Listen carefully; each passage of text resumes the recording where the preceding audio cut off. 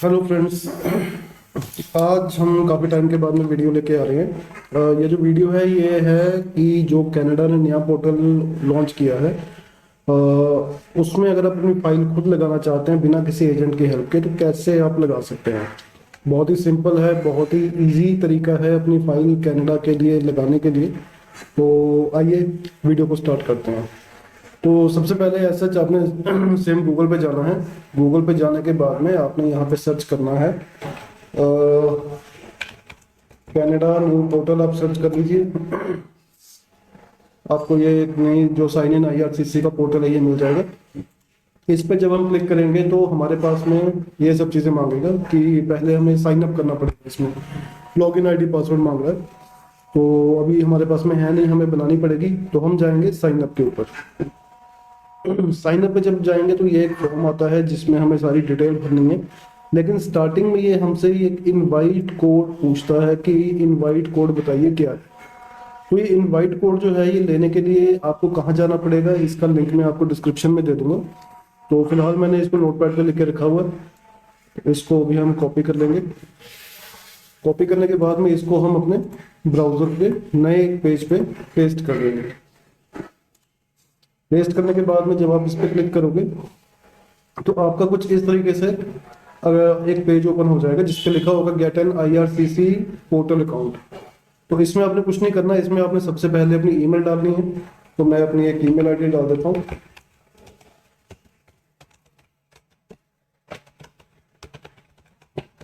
Secondly कह रहा है कंफर्म योर ईमेल, दोबारा अपनी ईमेल आईडी डाल देंगे।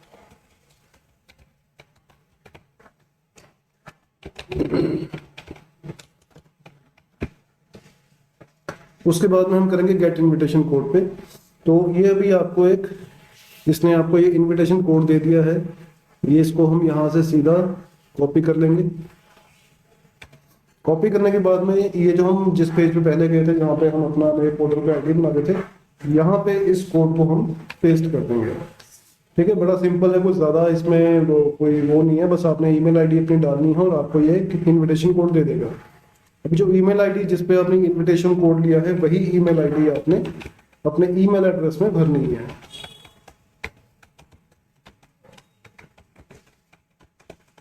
पासवर्ड रखना है आपने। पासवर्ड आप अपनी मर्जी का कोई भी पासवर्ड रख सकते हैं जो आपको याद रहे। मैं एक रफली वैसे ही एक पासवर्ड भर लेता हूँ। ठीक है, अभी ये पूछ रहा है आपका लास्ट नेम क्या है। एक चीज का याद रखिए, ये डिटेल आपने सेम वैसे ही भरनी है जैसे कि आपके पासपोर्ट पे होगी। कईयों के पासपोर्ट पे गिवन नेम होता है, सरनेम नहीं होता, तो उन्होंने सरनेम फिल करना है। गिवन नेम चाहे आप ब्लैंक छोड़ दीजिए। अगर आपके नाम अलग अलग हैं, फॉर एग्जांपल दीपक अगर गिवन नेम में है और सिंह अगर सरनेम में है, तो यहाँ पे आएगा सिंह और नीचे आ जाएगा दीपक। अगर आपका दीपक सिंह इकट्ठा गिवन नेम में है तो आपने दीपक सिंह सरनेम में भरना है, लास्ट नेम में भरना है। ठीक है। उसके बाद में ये पूछ रहा है फोन नंबर। कनाडा में हम नहीं है, हम इंडिया में है, तो हम यहाँ पे अदर करेंगे। डायल कोड में यहाँ पे आ जाएगा आपका 91। डायल कोड में हम अपना कंट्री कोड भर देंगे और यहाँ पे आप अपना फोन नंबर डाल सकते हो। मैं अपना फोन नंबर डाल देता हूँ। उसके बाद में इसको हम करेंगे साइन अप। साइन अप के बाद में इसने कहा कि एक verification code has been sent on your email account, की आपकी ईमेल पे एक वेरिफिकेशन कोड आ रखा है। तो अभी हम जाके पहले अपनी जीमेल चेक करते हैं जिस पे इन्होंने एक लिंक भेजा होगा अकाउंट को एक्टिवेट करने के लिए। तो ये देखिए, ये गूगल इसमें एक कोड आ रखा है मेरे पास में आईआरसीसी पोर्टल का। इसको हम ओपन करेंगे तो ये कह रहा है कि enter this code to complete this direction. तो ये जो कोड है इसको हम कॉपी कर लेते हैं। इसको मैंने कर दिया कॉपी और इसको यहाँ पे हमने कर दिया पेस्ट। तो इसके बाद में हम यहाँ पे इसको कंफर्म कर देंगे। ओके, अभी हमारी जो आईडी है वो बन चुकी है। Email has been verified. अभी ये कह रहा है कि दोबारा साइन इन कीजिए। तो दोबारा जब हम साइन इन करेंगे तो हमने अपनी ईमेल आईडी और पासवर्ड जो हमने बनाया था वो डाल के हमने साइन इन कर देना। साइन इन करने के बाद में टर्म्स कंडीशन कुछ बता रहा है, इसको आपने एक्सेप्ट कर लेना है। पढ़ लीजिए एक बार, पढ़ने के बाद में एक्सेप्ट कर दीजिए। तो अभी हम यहाँ पे स्टार्टर एप्लीकेशन पे आए हैं, तो हम यहाँ पे अप्लाई फॉर विजिटर वीज़ा जो है इसको क्लिक करेंगे। इस पे जब हम क्लिक करेंगे तो ये पेज खुलेगा नया। तो ये टर्म्स कंडीशन है कुछ कि अगर आप विजिट और स्टडी के लिए जाना चाहते हैं तो आपको ये चीज़ एक बार देख लेनी है, पढ़ लेनी है। ठीक है, इसमें ये चीज़ कह रहा है कि 60 डेज है आपके पास में, कि जब आपने अपनी एप्लीकेशन स्टार्ट किया उसके बाद में 60 डेज तक आप उसको एडिट या उसको कंटिन्यू कर सकते हो। उसके बाद में आपकी जो इन्फॉर्मेशन है वो डिलीट कर दी जाएगी। तो अभी हम इसको यहाँ पे चेक करना है। उसके बाद में स्टार्ट एन एप्लीकेशन पे हम क्लिक करेंगे। तो अभी हमसे कुछ क्वेश्चन पूछ रहा है कि do you want to apply for more than one person at same time. अगर आप एक से ज़्यादा एप्लीकेशंस करना चाहते हो तो आप इसको यस करेंगे। मैं फिलहाल इसको सिंगल लेके ही चल रहा हूँ, तो मैं इस पर नो पे क्लिक कर दूंगा कि मैंने अपने अकेले की ही करनी है। उसके बाद में save and continue. Save and continue के बाद में ये पूछ रहा है कि आप किस में अप्लाई करना चाहते हो। आप स्टडी परमिट चाहते हो, ट्रांजिट वीज़ा चाहते हो, कनाडा यूक्रेन के लिए चाहते हो, या फिर विजिटर वीज़ा और सुपर वीज़ा चाहते हो, या फिर आपको पता नहीं है। तो अगर आपको पता नहीं है तो आपको ये अलग पेज पे ले जाएगा, यहाँ पे आपसे कुछ क्वेश्चंस पूछेगा। उसके बाद में ये आपको डिसाइड करके बताएगा कि आपको कौन सा वीज़ा चाहिए। फिलहाल हमें पता है कि हमें विजिटर वीज़ा चाहिए, तो हमने विजिटर वीज़ा पे चेक किया। अब ये कह रहा है कि why do you need the visa. इसमें एक ऑप्शन, इसमें एक नई चीज़ ये है कि जैसे पुराना जो पोर्टल था जो जीसी की है, उसमें आपका जो पर्पस होता था वो ज़्यादा उसमें सिर्फ यही आता था कि टूरिज्म है, फैमिली फ्रेंड्स है, ये सब चीज़ें ही आती थी।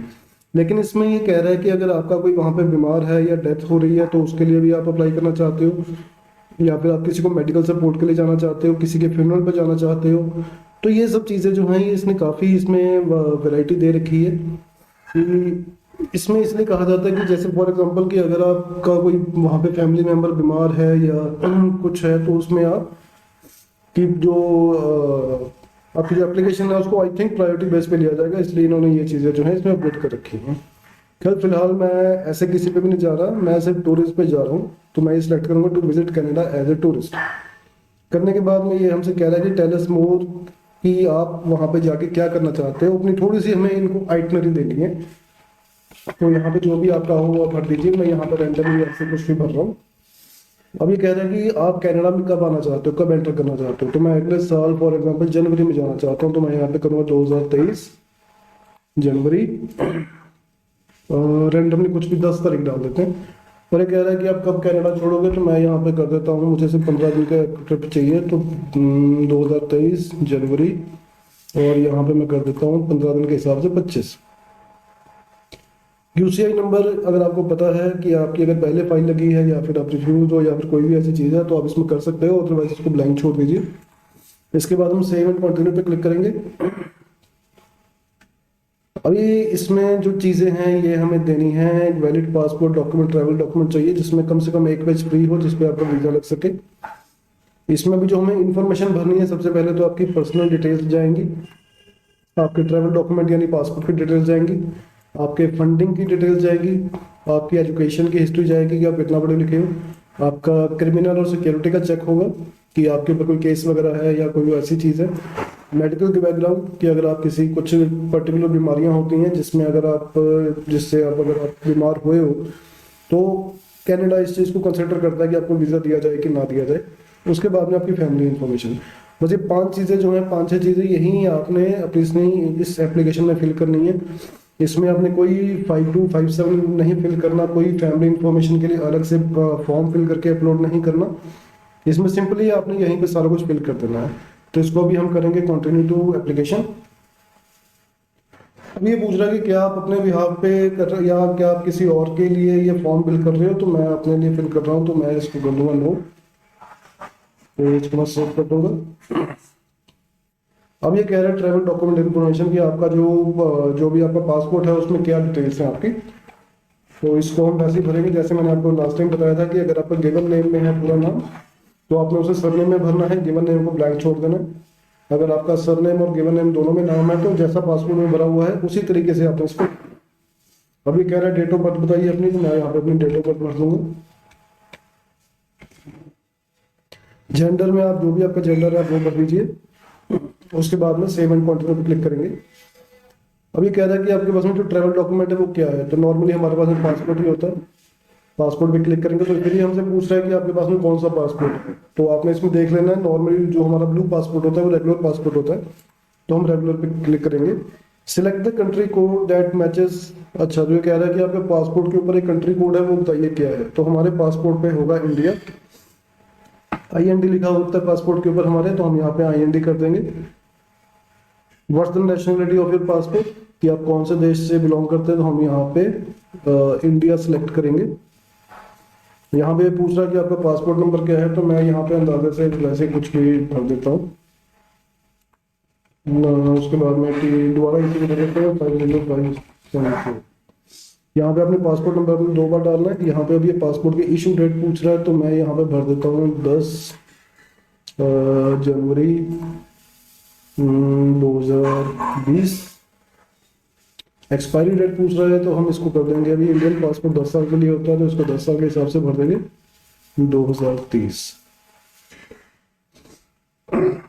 अभी हमसे कह रहे हैं कि are you citizen of US। अगर आप US के सिटीजन हैं, अगर आपके पास में ग्रीन कार्ड है, या पिछले 10 साल के अंदर आपने कभी भी अगर US में ट्रैवल किया है, वीजा था आपके पास में, तो आप इसको यस कीजिए, अदरवाइज हम इसको नो कर देंगे। इसके बाद में कह रहा है कि कभी भी आपका पिछले 10 साल में कनाडा का वीजा लगा है, अगर आपका लगा है तो आप यस कीजिए, मैं इसको नो कर रहा हूँ।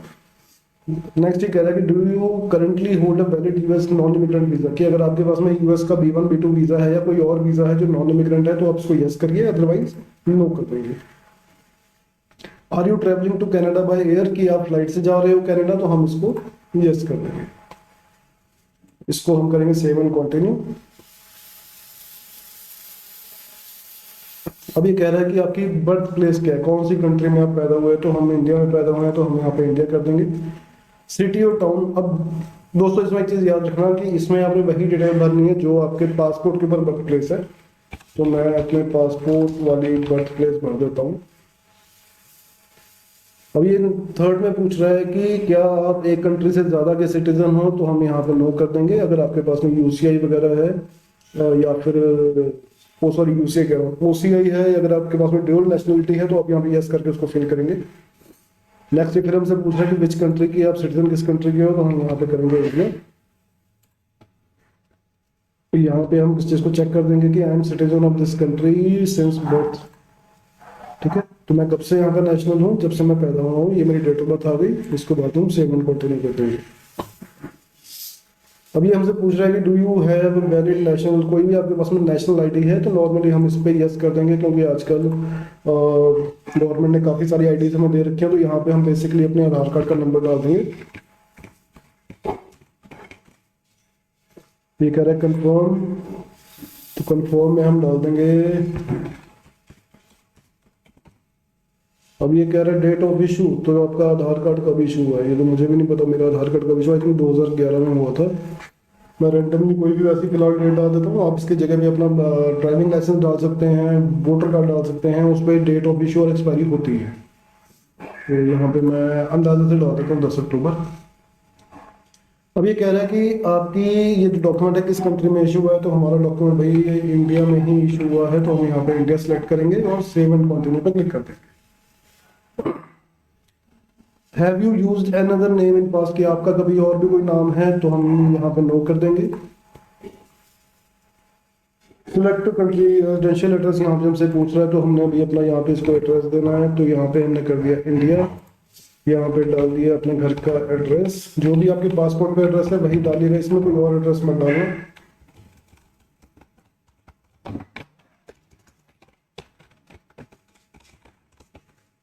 तो यहाँ पे मैंने एड्रेस डाल दिया, पोस्टल कोड ऑप्शनल है लेकिन हम डाल देते हैं क्योंकि हमें पता है। अभी कह रहे हैं कि is the mailing address the same as your residential address, तो इसको हम यस करेंगे। अब ये कह रहा है कि पिछले 5 साल में आप कोई ऐसी कंट्री है जहां पे आप 6 महीने से ज्यादा अगर आपने स्टे किया है, तो अगर आपने किया है तो आप इसको ऐड यहाँ पे करके कंट्री चूज कर लें।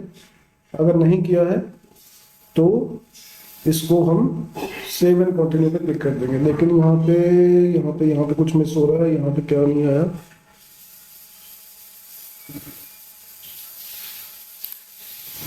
ओके, तो यहाँ पे ये कंट्री की सिलेक्शन दे रहा है। ओके, तो ये कह रहा है कि इसमें आपने एटलीस्ट वो कंट्री भरनी है, इसको आपने ब्लैंक नहीं छोड़ना, आपने वो कंट्री भरनी है जिसमें आप रह रहे हो। अगर आप कहीं भी ट्रैवल नहीं हो जिस कंट्री में आप रह रहे हो वो तो आपने भरनी ही भरनी है। ठीक है, हमने इंडिया भर दिया। यहाँ पे कह रहा है कि आपका स्टेटस क्या है, तो हम यहाँ पे सिटीजन हैं। कब से हो यहाँ पे, तो यहाँ पे हम वो डेट डालेंगे जो हमारी डेट ऑफ बर्थ है, जैसे हमने पहले देखा था। तो यहाँ पे मैं डेट ऑफ बर्थ डाल देता हूँ 15 नवंबर। ओके, यहाँ पे कर देंगे this is where I am currently live, इसको कर देंगे सेव। और इसके बाद में ये कंट्री आ गई हमारी जहाँ पे हमारा स्टेटस है अभी। इसके बाद में हम करेंगे इसको सेव एंड कंटिन्यू। अब ये कह रहा है कि आपको बायोमेट्रिक एक बार चेक करना है कि आपके बायोमेट्रिक एक्सपायर तो नहीं होगा। तो जनरली पता ही होता है कि जो हमने पहले बायोमेट्रिक 2018 में 31 दिसंबर 2018 को कनाडा के बायोमेट्रिक शुरू हुए थे, तो जो भी बायोमेट्रिक है वो 10 साल के लिए वैलिड है। तो इसको हम फिलहाल नो ही करेंगे, क्योंकि हमें पता है कि हमें बायोमेट्रिक देने हैं कि नहीं देने। मुझे नहीं देने, इसलिए मैं इसको नो कर रहा हूँ। तो इसको फिर उसके बाद सेव एंड कंटिन्यू करेंगे। अब ये पूछ रहा है कि आपके पास में कितनी मनी है कनाडा में स्टे के लिए। तो पर पर्सन के अकॉर्डिंगली कम से कम 3 लाख रुपए आपके पास में, मिनिमम 3 लाख रुपया होना चाहिए। तो अभी हम इसको कैलकुलेट कर लेते हैं कैनेडियन डॉलर के हिसाब से, क्योंकि हमें जो उसमें करेंसी भरनी है वो कैनेडियन रुपीस में भरनी है। तो मान लीजिए कि अगर मेरे पास में 4 लाख रुपया है, तो मैं यहाँ पर अगर फिल करूंगा तो ये तकरीबन गलत कर दिया, यहाँ पे मैंने भरना है 4 लाख। तो मेरे पास में अप्रोक्सीमेट $6600 जो है वो हो जाएगा। तो मैं यहाँ पे फिल कर देता हूँ 6600। ये हमें कैनेडियन डॉलर में लिखना है, इंडियन रुपीस में नहीं लिखना है, इस चीज़ का ख्याल रखिएगा।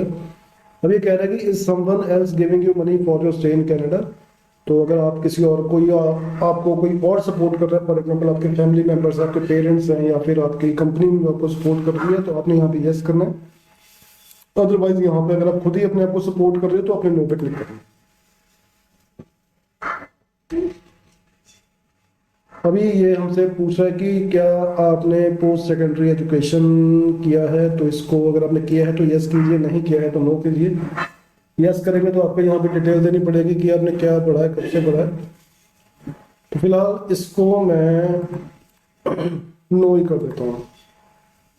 अब ये पूछ रहा है कि क्या आपने कभी मिलिट्री में या कभी डिफेंस में या किसी और उसमें पुलिस में काम किया है। अगर आपने किया है तो आप यस कीजिए, अगर नहीं किया तो नो कीजिए। अब ये हमसे मांग रहा है कि आपके पिछली 10 साल की एम्प्लॉयमेंट हमें बताइए। तो यहाँ पे अभी हमने एम्प्लॉयमेंट करनी है। तो 10 साल का मैं आपका जो भी प्रोफाइल रही होगी, जो भी आपने काम किया होगा, आपने यहाँ पे बताना है। मैं यहाँ पे रैंडमली 2022 चल रहा है तो 2010 साल का 2012 से मैं वैसे फिल कर देता हूँ। 2012 मार्च से ऑन गोइंग कर देते हैं। इसमें मैं कर देता हूँ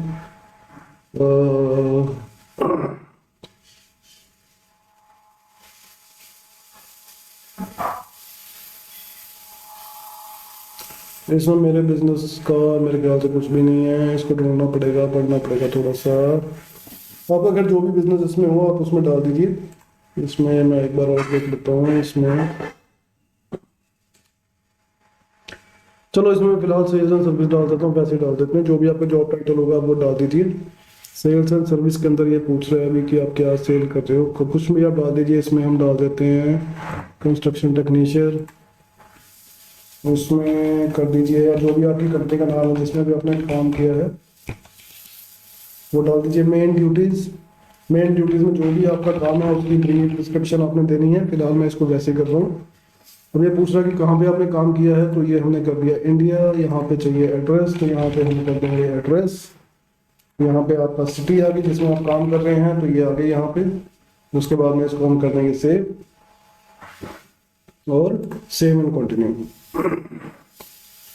अब ये कह रहा है कि ट्रैवल हिस्ट्री पूछ रहा है कि during the past 5 year have you travel to country territory. मतलब आप कहीं घूमने फिरने गए हो इंडिया के बाहर की नहीं। अगर आप गए हो तो आप इसको यस कीजिए, अगर नहीं गए तो आप इसको नो कर दीजिए। Have you ever stayed in Canada. Okay, अब ये कह रहा है कि आप कनाडा में कभी भी रहे हो, तो हम इसको नो कर देंगे। अब ये नेक्स्ट पूछ रहा है कि आपका वीज़ा कभी रिफ्यूज़ हुआ है, तो इसको भी हम नो कर देंगे। उसके बाद सेव एंड कंटिन्यू। अब ये क्रिमिनल चीज़ें पूछ रहा है कि आपके ऊपर कोई क्रिमिनल केस वगैरह या कभी आपने कुछ गलत काम तो नहीं किया। तो इसमें ये पूछ रहा है कि आपने कभी क्राइम किया है जिसमें ड्रग्स या कुछ वैसा इन्वॉल्व हो, तो हम इस पर नो कर देंगे। सेकंड ये पूछ रहा है कि क्या कभी आप अरेस्ट हुए हो किसी कंट्री में किसी अल्कोहल या ड्रग के चक्कर में, तो हम इस पर भी नो कर देंगे। फिलहाल इस पे आप सभी ने नो ही करना है, क्योंकि मुझे लगता है कि अगर आपने इस पे यस कर दिया तो आपको वैसे ही वीज़ा नहीं मिलेगा। तो इसको हम सभी को नो नो ही कर देते हैं। और मेडिकल बैकग्राउंड पूछ रहा है कि क्या आपने कभी आईआरसीसी के फिजिशियन में मेडिकल अपने 1 साल के अंदर, तो हम इसको नो कर देंगे। हमने कभी मेडिकल नहीं करवाया। तो ये पूछ रहा है कि पिछले 2 साल के अंदर क्या आपको कभी ट्यूबरक्लोसिस यानी टीबी की बीमारी हुई है, इसको हम नो कर देंगे। क्या आप पिछले 5 साल में आप किसी ऐसे बंदे के पास में गए हो जिसको टीबी की बीमारी हो, ये हमें कैसे पता होगा, हम इसको फिलहाल नो ही कर देते हैं। अच्छा, अब ये नेक्स्ट पूछ रहा है कि आप किसी तरीके का कोई डायलिसिस ट्रीटमेंट तो नहीं ले रहे, तो हम नहीं ले रहे। Have you had a drug alcohol addiction causing you threat of, कि आप कभी किसी नशे की हालत में हॉस्पिटल वगैरह में दाखिल हुए हो, तो इसको भी हम नो करेंगे। आपकी मेंटल हेल्थ कंडीशन आपके लिए सेफ, दूसरों के लिए सेफ है, तो इसको भी हम नो करेंगे। Have you ever been diagnosed, अच्छा ये एक बीमारी है, इसको आप आराम से गूगल में बैठ के सर्च कर लीजिएगा। ये एक बैक्टीरियल बीमारी होती है, तो इसको फिलहाल हम नो कर देंगे और सेव एंड कंटिन्यू पे क्लिक कर देंगे। अब ये पूछ रहा है कि मार्शल स्टेटस क्या है, तो यहाँ पे मैं मैरिड हूँ, मैं मैरिड कर दूंगा। अगर आप सिंगल है तो आप सिंगल कर दीजिए, ठीक है। उसके बाद में सेव एंड कंटिन्यू पे क्लिक कर दीजिए। अब ये पूछ रहा है कि आपके पास कोई बायोलॉजिकल या फिर अडॉप्ट किए हुए या फिर स्टेप चिल्ड्रन है कि नहीं है, तो हमारे पास में नहीं है, तो हम इसको नो कर देंगे और इसको सेव एंड कंटिन्यू पे क्लिक कर देंगे। अब ये कह रहा है कि आपको कभी किसी ने अडॉप्ट किया था, ये तो बड़े लंबे लंबे चक्कर पूछ रहा है। तो इसमें हमने ऐड करना है सरनेम, पेरेंट्स का नाम यहाँ पे आएगा। यहाँ पे आपने अपने पेरेंट का नाम डालना है, जो भी आपके पेरेंट्स का नाम है जो पासपोर्ट के ऊपर है वही डालिएगा, ठीक है। रिलेशनशिप में आ जाएगा, ये मेरे फादर का नाम था। फादर की डेट ऑफ बर्थ अगर आपको पता है ठीक है, नहीं तो इसको कोशिश कीजिएगा कि जेन्युइन डालें।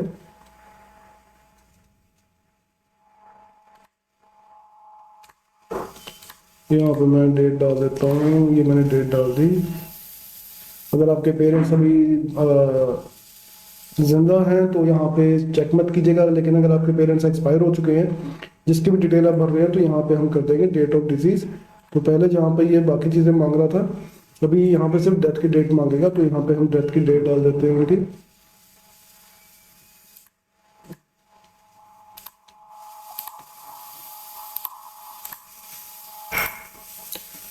कंट्री ऑफ बर्थ, पेरेंट्स की कंट्री ऑफ बर्थ इंडिया ही थी, तो हम इसको इंडिया डाल देंगे। अगर आपके पेरेंट्स की कंट्री जो है बर्थ की कोई और है, तो उसको आप वो डालिए।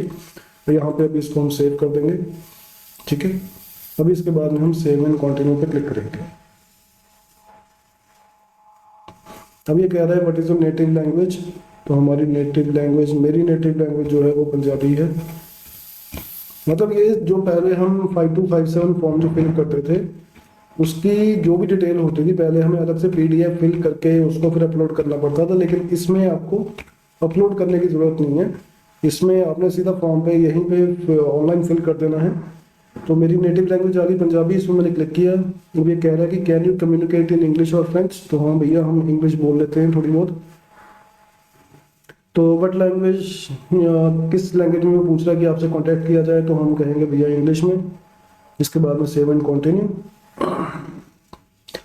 अभी ये हमारा ईमेल एड्रेस पूछ रहा है, तो यहाँ पे आप अपना ईमेल एड्रेस जो भी है आप डाल सकते हैं। ज़रूरी नहीं है कि आप वो पहले वाला ही एड्रेस डालें, आप अपना कोई दूसरा एड्रेस भी यहाँ पे डाल सकते हैं, पर कोशिश कीजिएगा कि वही एक एड्रेस रहे जो आपने स्टार्टिंग से फिल किया हुआ है। तो मैं यहाँ पे अपना एड्रेस डाल देता हूँ।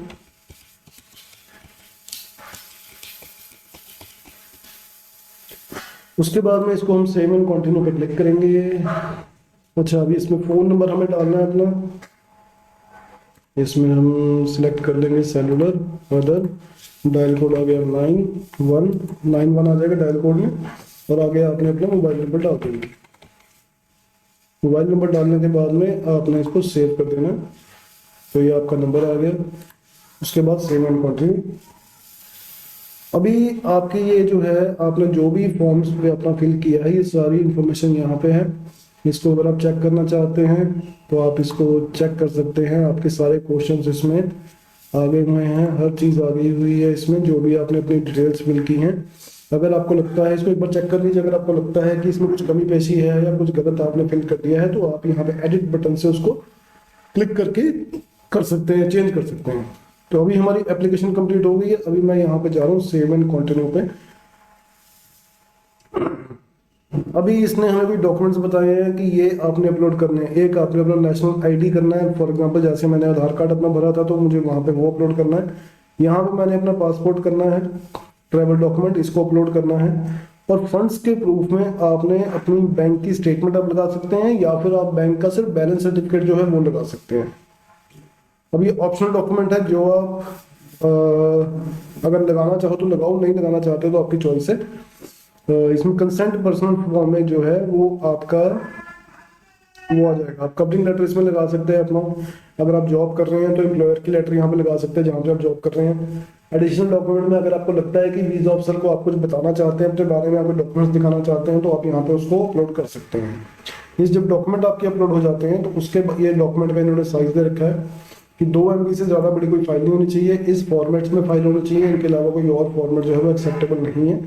ठीक है, तो भी डॉक्यूमेंट इसमें डॉक्यूमेंट में इसमें चलो हम रैंडमली वैसे कोई भी डॉक्यूमेंट जो है वो डाल देते हैं इसमें। ठीक है, मैं फिलहाल दिखाने के लिए सिर्फ वैसे ही डॉक्यूमेंट डाल रहा हूँ, लेकिन आप सिर्फ जनरल डॉक्यूमेंट ही डालिएगा। तो ये मैंने डाल दिए इसमें तीनों।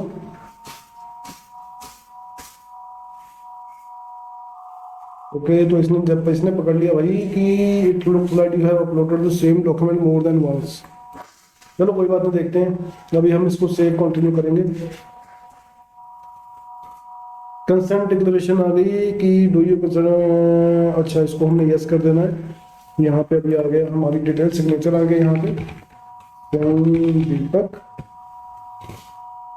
करने के बाद में इसको हम करेंगे सेव एंड कंटिन्यू। अभी ये हमारी फीस आ गई, हमें टोटल पे करनी है $185। $185 हमारी बन जाती है अप्रॉक्स में अगर देखे चलूँ तो 185 कैनेडियन डॉलर आपका इंडिया के हिसाब से तकरीबन 12,000 रुपये, 11,000 के आसपास जो है वो फीस बनती है आपकी। तो ये जो फीस है आपने अपने डेबिट कार्ड से पे करनी है। अगर आप क्रेडिट कार्ड यूज़ करते हैं तो आप किसी भी बैंक का कर सकते हैं। अगर आप डेबिट कार्ड यूज़ करते हैं तो गवर्नमेंट बैंक्स के डेबिट कार्ड मोस्टली चलते नहीं है। तो मैं आपको बता देता हूँ कि कौन कौन से डेबिट कार्ड जो हैं वो आपके लिए चलेंगे उसमें।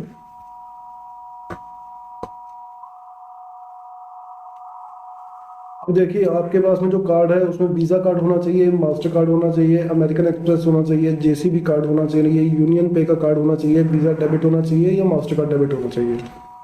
किसी भी government bank for example SBI का या फिर